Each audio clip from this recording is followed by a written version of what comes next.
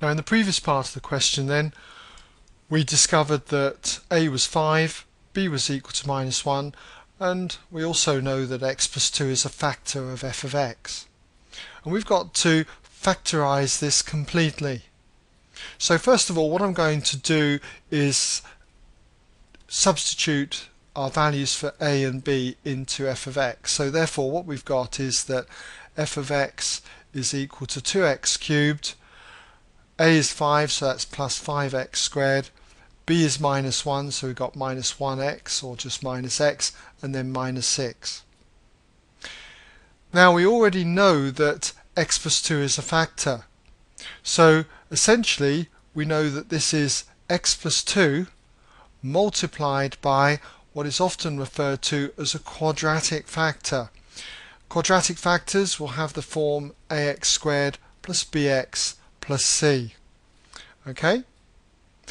Now, whenever I get a question like this and I'm asked to work out this quadratic factor, then what I do is essentially divide f of x by any factors that I've got. So let me just show you what I mean. Essentially, we've got so far that f of x is 2x cubed plus 5x squared minus x minus 6. This is equal to x plus 2 multiplied by the quadratic factor, which I've yet to find out. So to get this quadratic factor, all I need to do is divide both sides by x plus 2. In other words, divide f of x by x plus 2. So that's what I'm going to do next, and I'll put up a subtitle here. I'll just put, say, for the quadratic factor. And what I'm going to do is algebraic long division. And you should be familiar with this. If not, just look on my website for the tutorial on algebraic long division.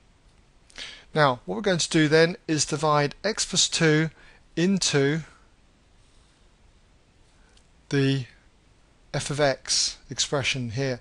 2x cubed plus 5x squared minus x minus 6.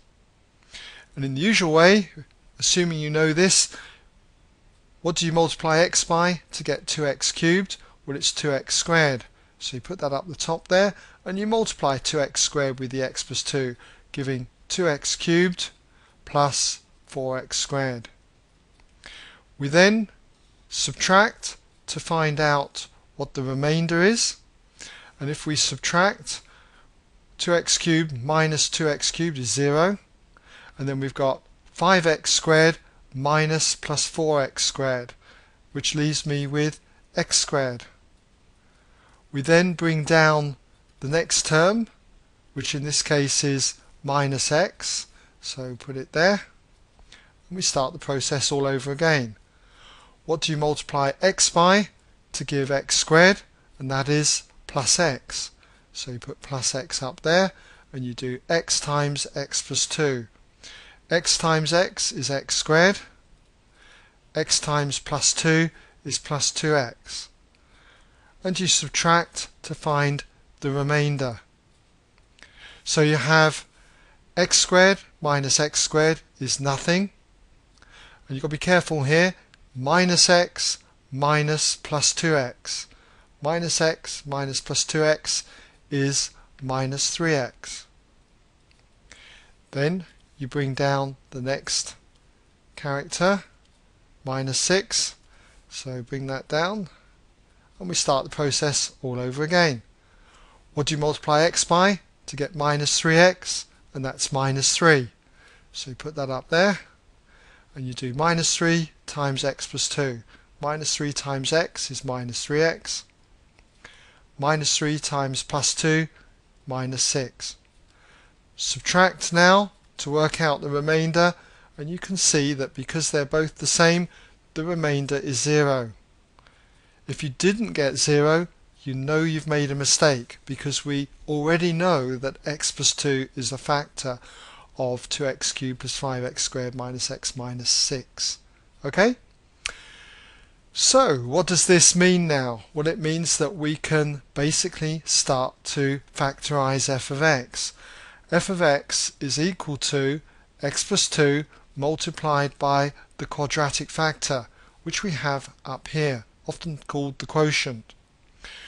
So that will be 2x squared plus x minus 3. Now the question did say factorize f of x completely. So that's a clue, an indication that this factorizes further. Well, what we've got is a linear factor x plus 2, but we've got a quadratic factor here. And this quadratic factor can be split into two other linear factors. And you'll have a 2x here and an x here to give 2x squared. And then we need two numbers to multiply together to give the minus 3. And what that turns out to be is plus 3 and minus 1. And when you multiply this out, you will get your plus x. You're going to get minus 2x there and plus 3x there, giving the x. So there you go, f of x factorized completely. I'll just pop that f of x back in there, not that you needed to. Okay, well that brings us now to the end of this question.